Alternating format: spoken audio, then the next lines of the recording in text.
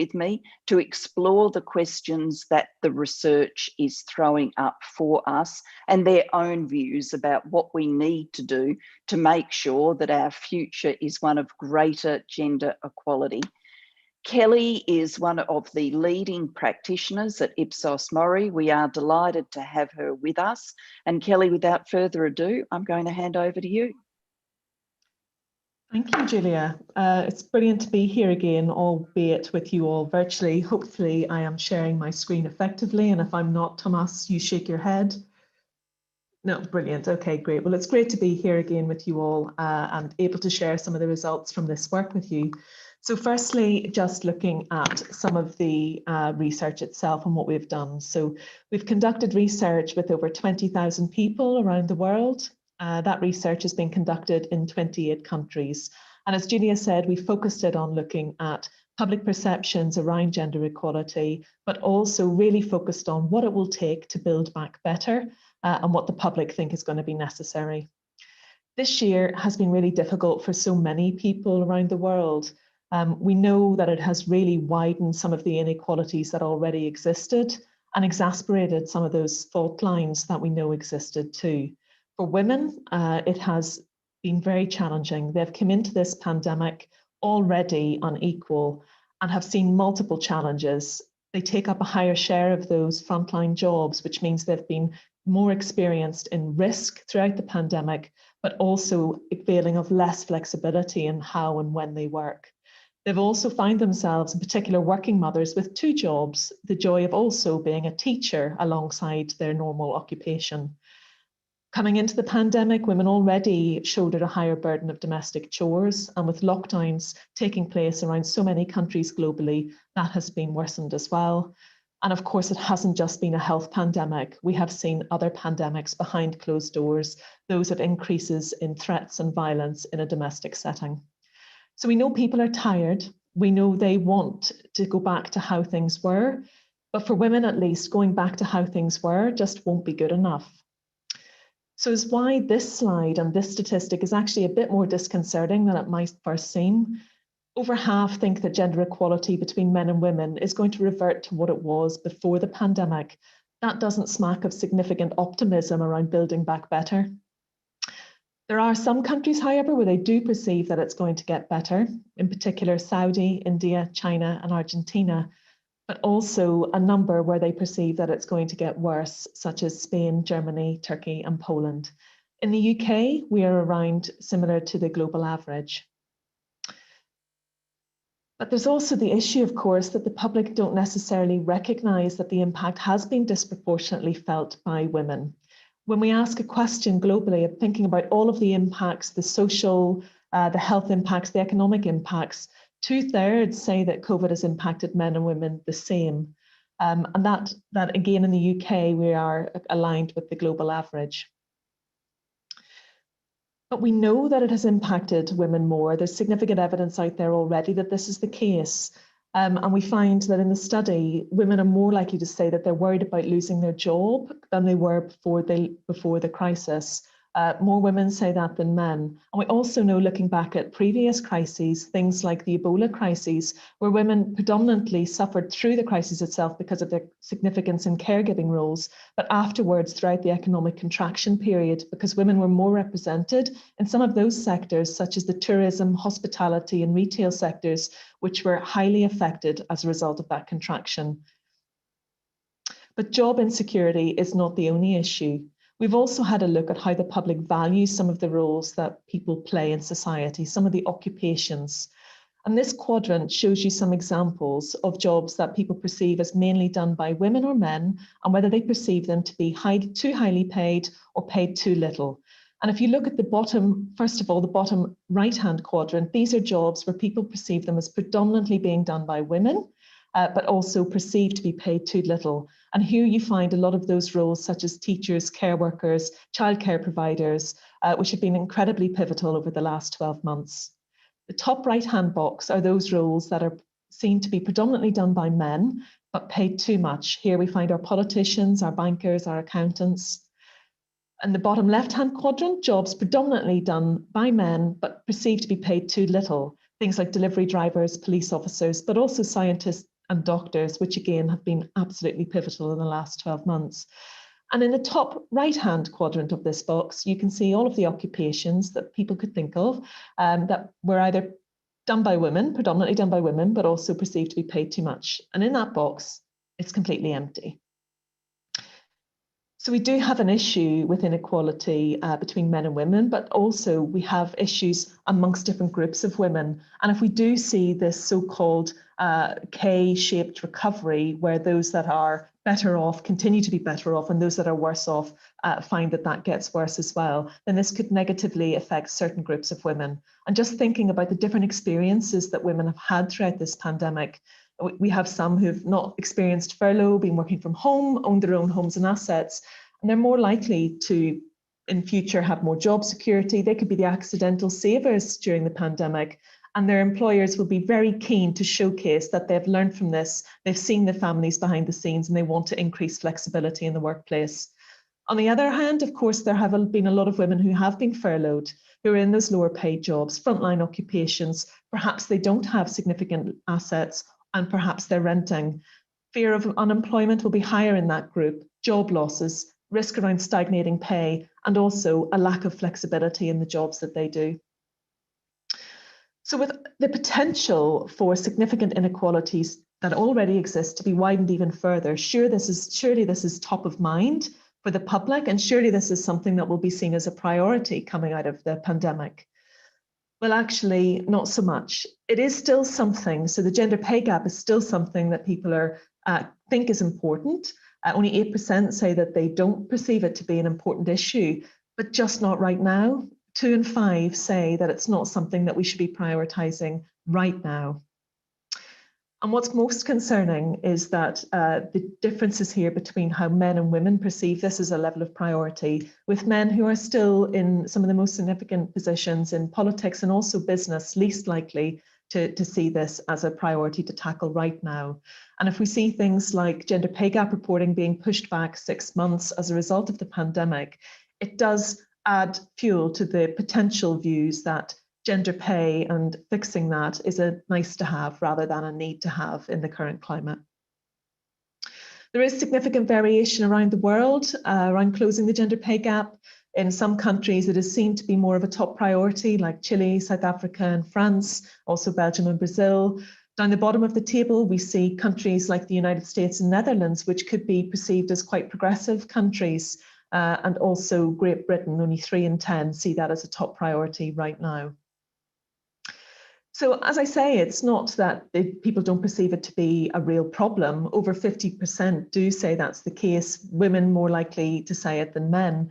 But we still have 1 in 5 people who perceive that concerns about the gender pay gap are an example of political correctness gone too far. So there is still this significant minority who think it is not a significant problem. So how, with this backdrop where it is not so high in terms of priorities across many of the countries that we've researched, can we ensure that gender equality is a core part of the recovery from COVID-19? Well, there isn't a single bullet. When we asked people what they thought were key issues to resolve, actually we get a reasonable proportion for many of these options, from flexible working practices in countries like Australia, Canada, Japan, more support for women and girls who face violence and abuse in countries like Mexico, South Africa and France, better access to healthcare services in countries like Hungary and Poland. And in the UK, it's around, top answer was better mental health services. So it does vary around the world. But what's probably most concerning about that chart is what's at the bottom of it, which is more women making decisions in business and government, where only 1 in 5 stated that was really important as part of the recovery programme, which of course, if we're looking for a more sustained and lasting change and building back better systemically, this should really be higher up. So leadership is going to be absolutely critical, as it has been throughout all phases of this pandemic so far, and the recovery is going to be no different. We need significant political will in order to keep inequality, gender inequality at the top of the agenda. And when we ask people what they want from their leaders, they want an awful lot. These are some of the responses that we received. The top answer is putting the country's need before politics, followed by being honest with the public, and then thirdly, understanding public, ordinary people's lives and how it impacts on them. What isn't anywhere near the top is this little one down the bottom right-hand corner around willingness to break the rules, which is probably one of the reasons why we have seen a real shift. So let's having what people want from their leaders over this time. Having a little look at the US by way of random example. Obviously, throughout the pandemic and the COVID-19 experience in the US, there has been one particular style of political leadership in place. When we ask people what they want from the COVID recovery, it's about putting their country's needs before politics, being honest with the public, understanding what faces ordinary people, trusting experts in the advice, and working well across political divides. And obviously, things have shifted there for the better in terms of what public need from this recovery and leadership. So just in summary, really key takeaways. 2020 has really shone a light on some of those existing inequalities, and it has widened them, and we can see that in lots of research, including our own. If we're going to make progress on gender equality, then going back to normal for women is not good enough. And thirdly, there is broad support for change, that there is some stubborn opposition, as you see in that 1 in 5 who think political correctness has gone too far. So politics, political leaders, but also business leaders really need to make it happen. Thank you. Kelly, thank you so much for that presentation, which was intriguing and concerning in equal measure, but it's fantastic to have that research available. I'm going to draw into the conversation now Aisha Hazarika, who is a broadcaster, a columnist, a political advisor in her past life. She's also been a comedian, and maybe having seen some of those figures and numbers, we need a little bit of comedy to lighten the mood. But Aisha, having served in government, having advised leaders like Prime Minister Gordon Brown and opposition leader Ed Miliband, what's your take on what the research is telling us about community mood, political mood, and the way forward for gender equality? Well, thank you all so much for inviting me, and thank you so much for watching me. It was a fascinating presentation from Kelly there. And I think it sends one really big message to us, which is, ladies, International Women's Day is well and truly over, isn't it? We get one day and we have this research that comes out. And I have to say, I find that presentation fascinating, depressing, but kind of unsurprising as well. Because when you think about the trajectory and the journey of particular points, legislative points in terms of the quest for women's equality, they really are few and far between, particularly when it comes to the issue of the gender pay gap. I mean, if you think back to Barbara Castle and the infamous Equal Pay Act, Barbara Castle ended up getting that on the statute books because she basically threatened to resign. And then that was back in 1970. There was a grace period in terms of when there was 5 years grace period, and the needle has not significantly shifted. Then fast forward to 2010, we have the Equality Act. That was the last piece of legislation that the last Labour government ever enacted, and I was part of that team with Harriet Harman who brought that in. And one of the most critical clauses in there was about gender pay transparency. So the mandatory pay reporting that subsequent governments have introduced, Theresa May introduced it, that was in that Equality Act. And even when we were bringing that to fruition, it was so hotly contested. And this was just about having pay transparency. It was a pretty crude metric, but it shone a light on the situation. And we faced so much resistance. We faced resistance externally.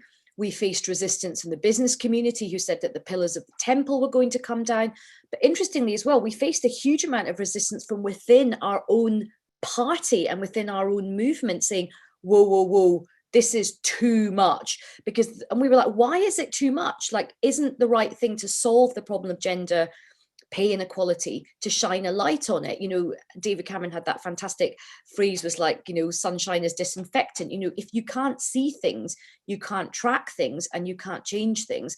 And the response we got time and time again was, well, that's the problem, isn't it? because as soon as you see things, you're just going to open a whole can of worms. So this issue around the pay gap, and there has been this consistent skepticism about even the legitimacy of discussing the gender pay gap. I still have so many people in this day and age say to me, there isn't really a gender pay gap because women choose to have children. That is what they just choose to do, and that is what they're biologically programmed to do. But you still have that argument where if you have chosen to have children, you're somehow not allowed, you're not given permission. Why should you be allowed to come back and carry on your career at a senior level?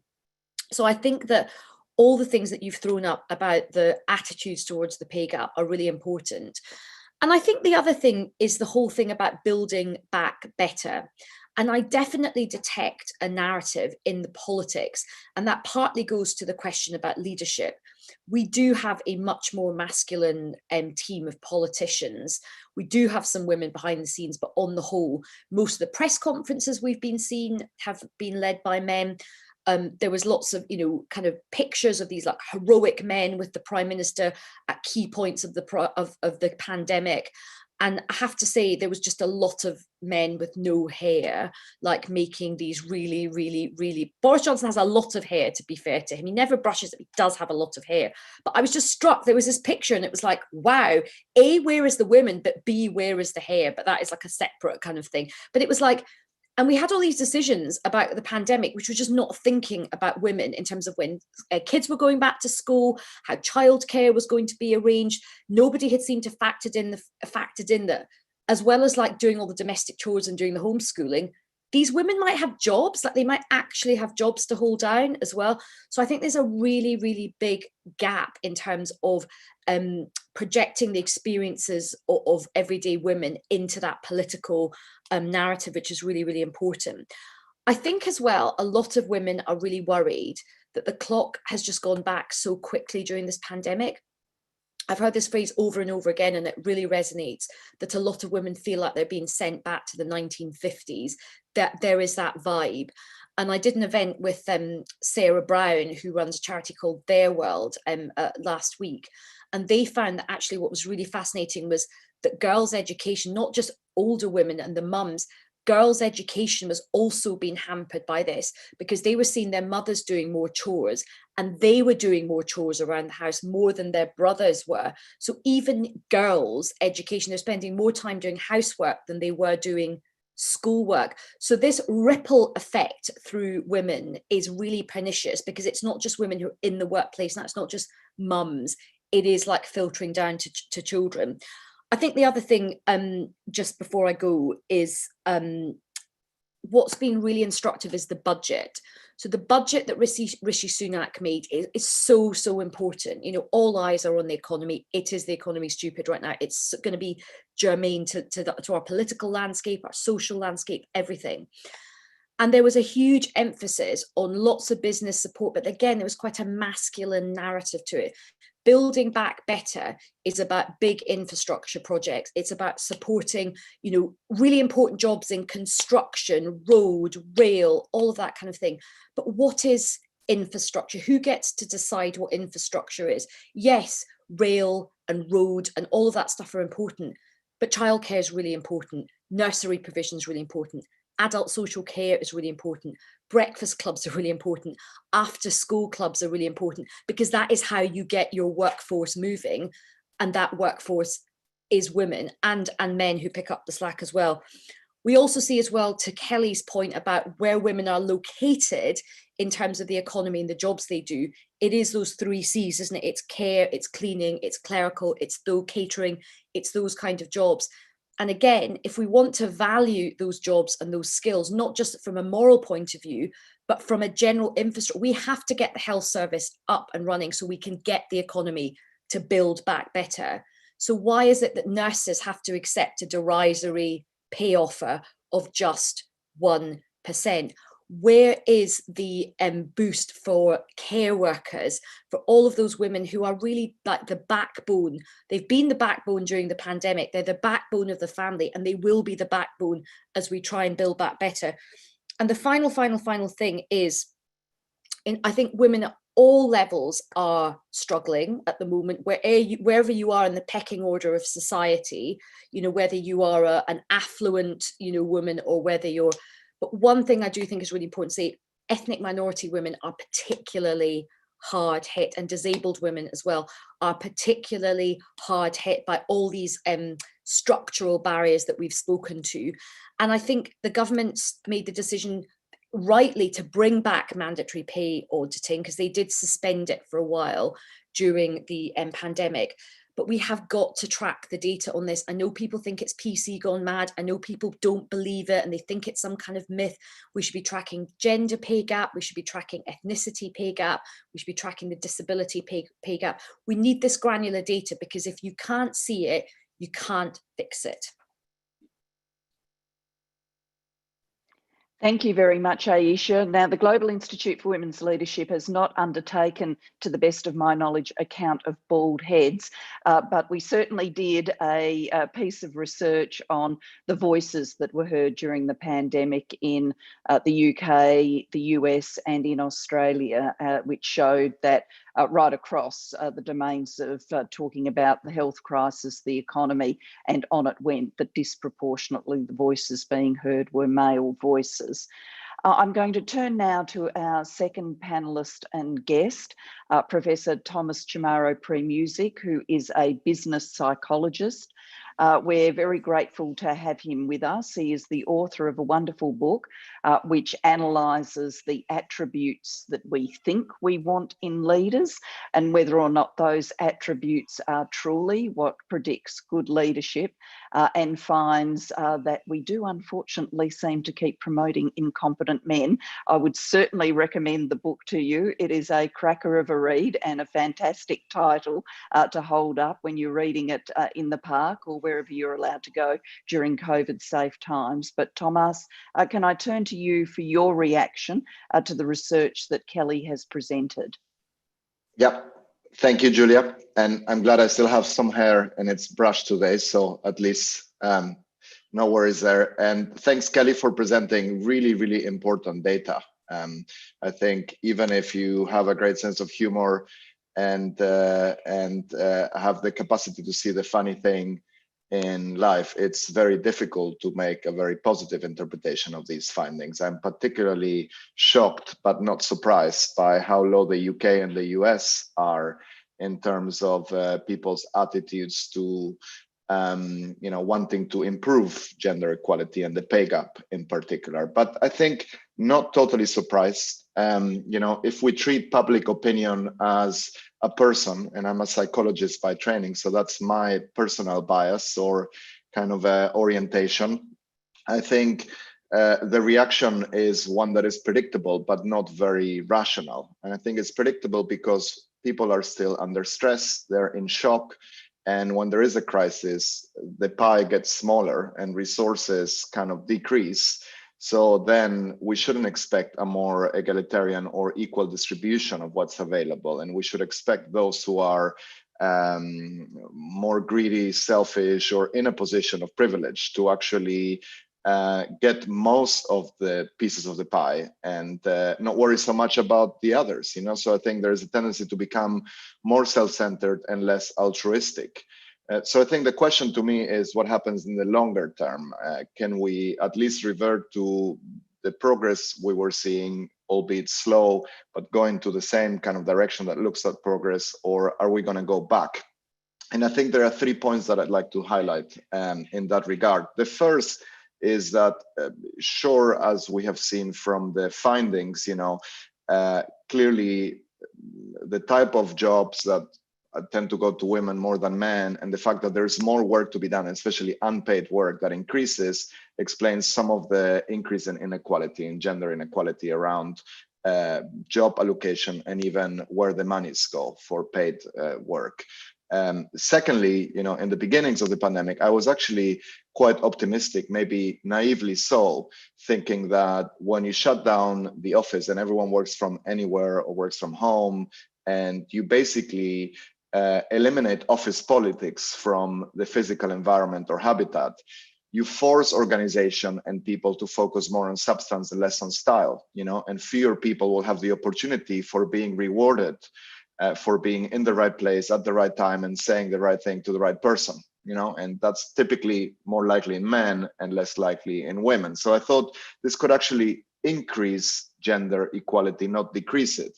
But of course, as more and more places revert to hybrid work, we are seeing that, you know, the first people back in the office are men, and that hybrid creates a really, really complicated, well, it creates a two-tier system, right? Where people, we have the realistic risk that people are being rewarded still more for being present. And if organizations don't decrease the emphasis or focus on presentism and understand what people actually value and contribute, and make not just leader selection, but the evaluation of performance gender blind, men are going to be disproportionately advantaged or benefit disproportionately from this. And my last point, I think, you know, is the one that really concerns me personally, is this increase in the gap between perceptions and reality.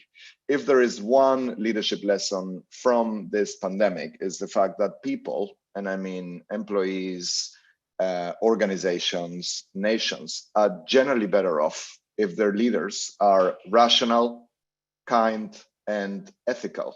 Surprise, surprise. In a logical world, we wouldn't have needed a pandemic to realize this.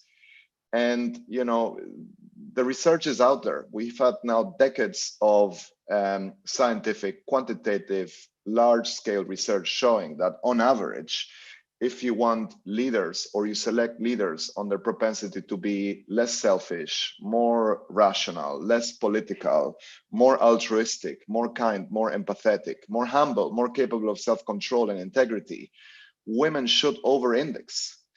And yet what's happening is, you know, we seem to be in denial, despite of the fact that the pandemic has made it virtually impossible for bad leaders to hide, and that a small group of women, because there aren't too many women in senior roles, have emerged as performing much better and as managing a crisis much better, which we've known. Again, you remember 2008, when Christine Lagarde famously said that if Lehman Brothers had been called Lehman Sisters, we probably wouldn't have had the crisis. Same here, right? So my worry is that we treat this case study as, well, women are good at managing a crisis, but when times get back to normal, or we have some level of normality and stability, let's go back to men who actually excel at creating crises, not solving them. So that's my concern. And, you know, at the end of the day, we need to learn from experience. And if we don't, things are going to be repeated over and over again. So I'm not very positive or optimistic, as you can see, Julia. Thank you, Thomas. And I think you've given us a good bumper sticker, though. We want leaders who are rational, kind, and ethical. Is that too much to ask for? I would say not. I'm going to turn to our third panelist now, Claire Wenham. Thank you for joining us. Claire is an assistant professor of global health policy. She works at the LSE Global Health Initiative, and she's frequently worked on challenges of infectious diseases. So the pandemic is an environment where her studies in the real world have absolutely been at the forefront, collided. Claire, what's your reaction to the research that we've heard? Thank you, Julia, and thank you to the Institute for having me on this esteemed panel. So we've been looking at the gender effects of pandemics for some time now. So we looked at it during Ebola, we looked at it during Zika, and we're currently running a multi-country analysis looking at the downstream effects of pandemic policy on women in different contexts.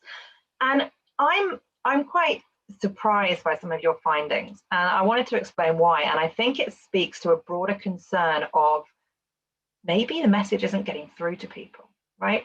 Maybe the people who've got time to take part in a survey aren't the people who are bearing the brunt of this pandemic, and they're not those, you know, low-paid women who are, you know, working on the front lines or trying to fit in childcare around their paid work.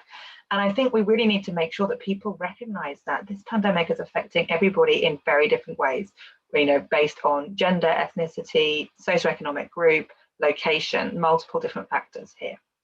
So what's our work showing? Our work's showing, well, in the UK, for example, at the beginning of 2020, 71% of women in the UK were in some form of employment. Now, within 3 months, that had dropped by 5%, which is quite a staggering rate for just 3 months. And we see this similar trends globally. So in the US, women are 4 times more likely to have lost their jobs. It's almost 5 times more likely across the European Union at the moment.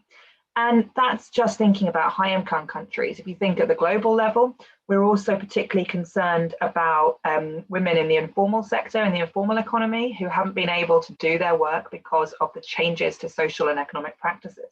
We've seen an increase of 100 million women living in extreme poverty in the space of a year, reversing global trends that have been, decreasing that number over the past decades. And these numbers, or at least in the UK, this comes from 3 different reasons. So firstly, we're seeing more women on the furlough scheme in the UK than we are men. So in January 2021, there were 2.3 million women on furlough compared to 2.1 million women. And that effectively means women have taken a 20% pay cut. And many of the women we've spoken to simply say, I can't afford a 20% pay cut, right? Like, I need all this money to live on. And it was interesting what you said about politicians, needing to see the ordinary lives and actually how people live. Like, that is a huge cut for most of the working population across the UK. The second reason, as several people have commented on, is the sectors that have been shut down as a consequence of the economy. So the 3 sectors that have been most affected in the UK as a consequence of lockdown have been accommodation, hospitality, retail, and manufacturing. Now, 2 of those are heavily feminised, and so women have lost their jobs because those jobs don't exist anymore. And that's a long-term concern as we go forward as to how we're going to ensure women are, able to find employment, be retrained, to make sure that they're able to find employment in future. And thirdly, women have been absorbing the labour associated with the epidemiological policies. So we see, for example, that globally, women have absorbed an extra 6.1 additional hours a day of unpaid labour during the coronavirus crisis. Now, men have also absorbed more unpaid care, but it's about 4.7 hours a day. So we see a difference in how much, who's doing what in the household. And also what's interesting, some ONS data recently showed the difference between men are more likely to have absorbed developmental care during the crisis, so with children, childcare work. So that is homeschooling, playing, the more fun stuff of being a parent. And women are more likely to have absorbed the non-developmental childcare activities in the home, cooking, cleaning, the things you need to do to keep a child alive. So that's also telling us something about household bargaining and how that's being compounded by the consequence of the crisis. What our research is also showing is why are women doing this? Why are women putting up with this, right? If we were seeing progress towards gender equality, why have women suddenly gone backwards?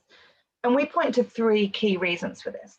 The first is cultural gender norms, right? It's always been women who pick up the pieces. It's always been women who are more likely to do the childcare and the domestic chores. And that's continued.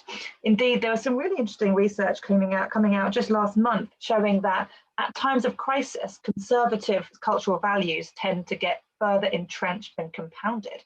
We saw this in the financial crisis, and we're seeing it again now. And so those gender stereotypes really do ring true.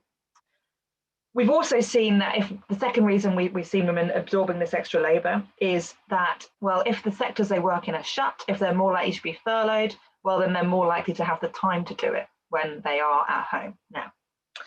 And the third one is something that your research has picked up on, which is the gender pay gap. Now, we identify that as the key reason, or one of the key reasons that women have absorbed this. In dual parent households, when you're making a decision about who's going to continue to work and who's going to look after kids, the financial decision will come into that. And so for me, it's quite alarming that that isn't of a concern to people in this survey. And I think we really need to, as well, I'm an academic, but as academics, politicians, advocates, make sure people realize this, because perhaps it's just not publicly known about or not discussed about. So I think that's a really key thing.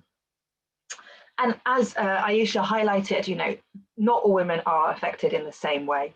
We see in particularly single parents are much more likely to have lost their jobs, much more likely to have been furloughed. In the UK, working class women are much more likely to also have lost their jobs because they can't do their jobs at home in the same way. So that's a real concern going forward. And there's just sort of 2 or 3 more things that we think are bigger concerns. So in the effects of all this impact on gender equality have both short and long-term effects. So in the short term, I think the real concern is, people are at their bandwidth. Women are at their bandwidth and aren't able to work. The amount of women we've interviewed and spoken to, and looking at time use surveys, they're getting up at 4 in the morning to work before their kids wake up, and then they're staying up till midnight. And they've been doing it for a year, and it's completely unsustainable. In the UK, one of the key issues has been that there's no legal requirement for furlough on childcare grounds, and it's at the discretion of the employer. Now, I think that's quite interesting, again, looking at your data, because people are saying that they think their employers have been quite supportive. Whereas I think many women in the UK would say the opposite. The TUC survey at the beginning of this year said 7 out of 10 employers had denied furlough on childcare grounds when they've been requested by women. So we really need to think about this in the longer term. And this is having a significant effect on women's mental health. We're seeing this particularly amongst women with children under the age of 11. We're seeing really, increased rates of mental health concerns. And this has longer term concerns as well. As Kelly mentioned, in the wake of the Ebola outbreak, we saw that, a year after the epidemic, 63% of men had returned to work compared to only 17% of women. Now, currently in 2021, 5 years after the major peak of the Zika epidemic, 90% of women who've got children born with congenital Zika syndrome aren't back in work. So we really need to think now about how we can put mechanisms in place to build back better, as you said. And, I think interestingly, looking at all the ideas that came out from Ipsos Mori, it's all of it, right? We need all of it. It's not just one or the other. For me, the one I always center down on is childcare. Childcare is the building block of getting women back into the employment, and we need it to be affordable. Currently in the UK, women spend about a third, or parents spend about a third of their salaries on childcare. Now in Spain, it's about 5%. So why aren't we pushing to ensure that in the recovery from this, we make sure there's affordable childcare, it's subsidized, it's available to all. And when we think about bailing out sectors from this, that should be right at the top, because that's the fundamental thing that's going to get women back into employment. And I will pause there because I'm sure I'm out of time. Thanks very much, Claire. I'm going to proceed now to some of the questions that are coming in. And a theme right across the questions is a degree of shock and concern about a section of people describing gender pay gap as kind of political correctness, and large numbers of people not seeing it as a priority. And there's a theme in the questioning about whether that is a campaigning deficit by those of us who have campaigned on equal pay, on closing the gender pay gap, particularly when people do identify feminised professions like nursing and teaching as underpaid. So they're catching the concept that these feminised occupations are underpaid, but then they're not pulling that through into it being a priority out of the pandemic. Is there more we can and should be doing to energise people around closing the gender pay gap? Is messaging part of the problem? I'm going to turn to the panel to talk about that. Kelly, would you like to go first? Is there anything in the research that you'd like to bring to us, or your own views? Yeah, sure. Thanks, Julia. So I equally was quite demoralised when I saw the results coming back from the findings, because we knew it was bad, but the results were quite negative. Not a lot of jokes, Thomas, as you rightly said. But when we look at the proportion, that's sort of 1 in 5, and who are those people? Where are they? And we find that actually, I thought it would have been perhaps some older generations, but it's not. It's definitely not restricted to that. There are people who are pre the stage in their lives where they would be thinking about perhaps having children, sort of younger workers who may not yet have experienced this kind of gender pay gap in a real way yet. And so there is something around education from an earlier age around the importance of equal and breaking down some of those issues for people and the pay issue specifically. And then secondly, the gender pay gap reporting is a requirement for a certain size of organisation in the UK, and not for every organisation. And you would have thought that once that had been done for a few years, we may roll it out more widely. And really, because there's a lot below the surface. The UK economy is predominantly made up of SMEs, not large firms. And so how far down can that reporting go? Because as Aisha rightly says, if you're not measuring it, you're not going to be making progress in it. Would any of our panelists like to come in on this sort of political, I mean that in a small p sense, but political campaigning piece? Yeah, I mean, I'll just dive in quickly. Look, I think, as I said in my introduction, this has been historically a really, really tough nut to crack. You know, we watch the sort of Dagenham girls and we're like, yeah, equal pay is like really, really important. But when it actually comes down to it, I think Thomas's sort of reality and perception gap is really important. And just picking up on what Kelly said, it isn't just like a certain stereotype of who we think might be against this. I think one of the sort of difficult things, and this is very difficult from a sort of public policy point of view, because it bleeds into these more emotional and quite difficult culture wars that are like going on in society now. And that's really hard because they're very emotional. It's about not looking so much at evidence, but having a completely just different set of values. I think we can't ignore the elephant in the room, that just because like our generation believed that gender equality was really important and we believed that the clock would always, we would always make progress, it doesn't, there's nowhere in sort of law that says that is the case, and it's not just that the clock is sort of going back, but some people don't mind the clock going back.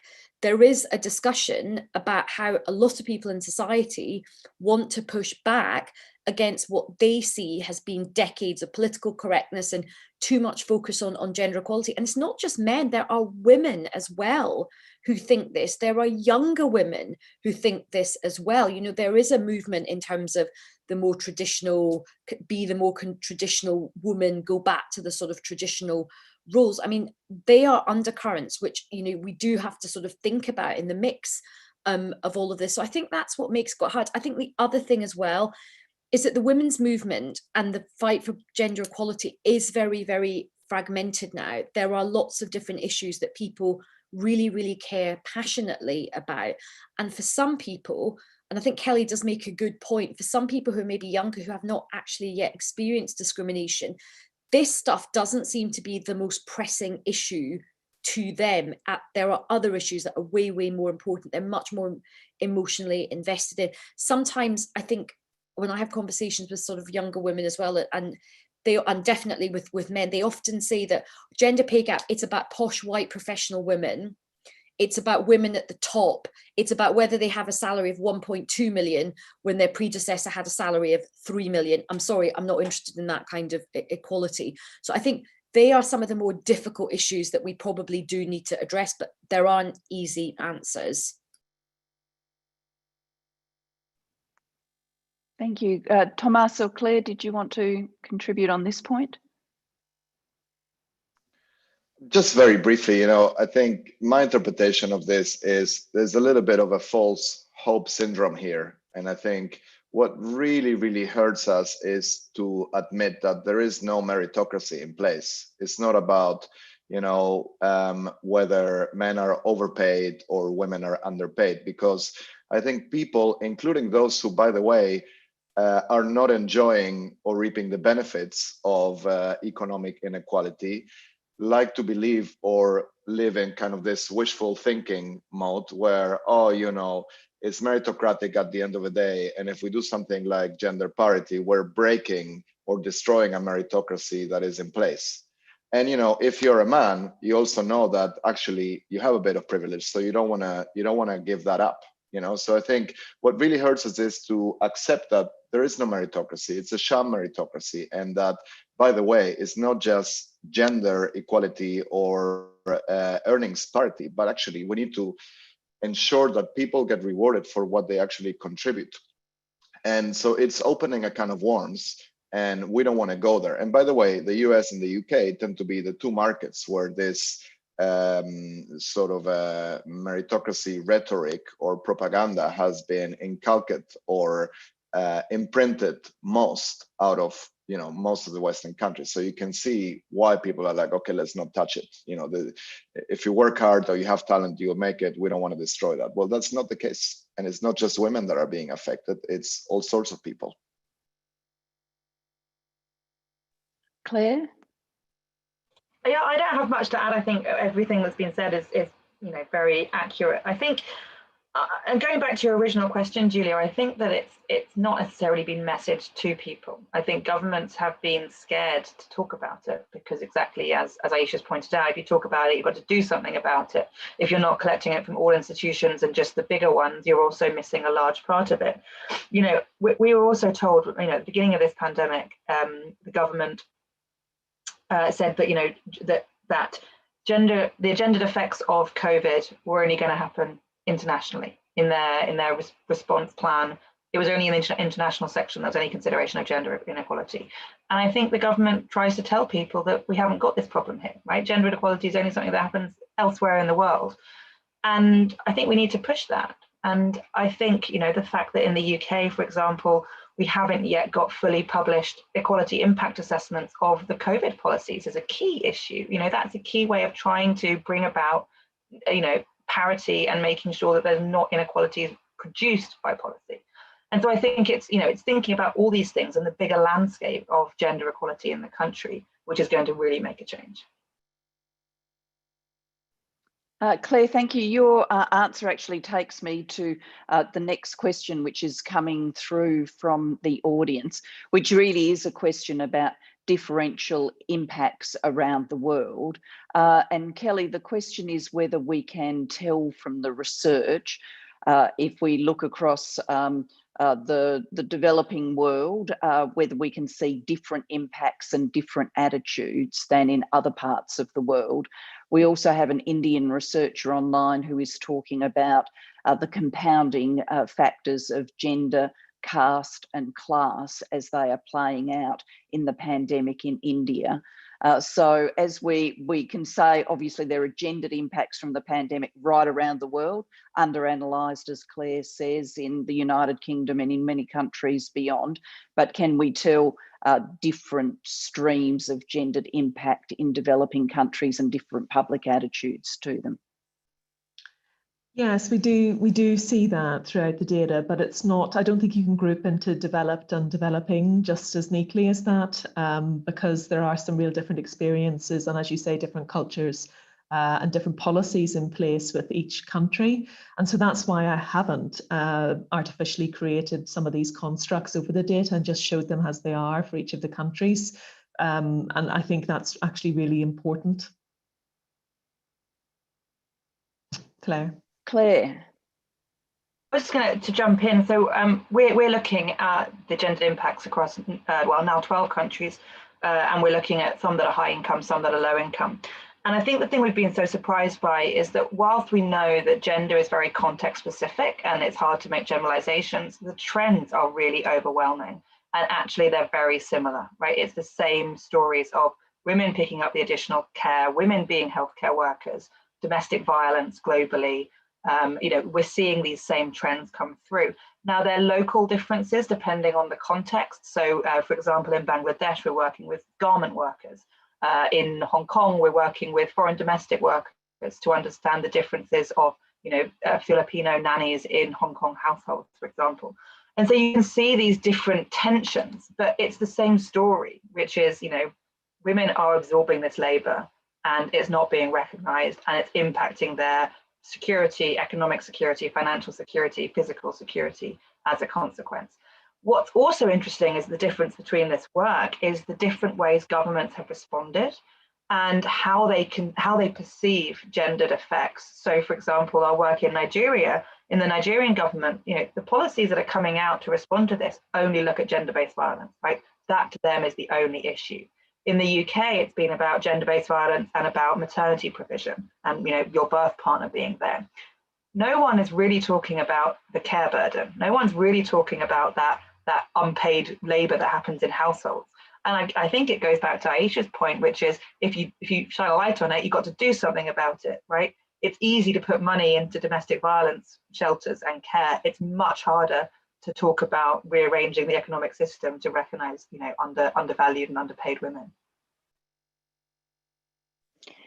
There's quite a theme in the questions to a degree of shock that women's leadership didn't come up more strongly in the research, given that there has been quite a bit of dialogue about nations led by women doing better during the pandemic. Certainly in my region of the world, a lot of that dialogue has been around Jacinda Ardern, but this dialogue has been everywhere. Kelly, did that surprise you in the research? And are there figures underneath that about who holds that attitude?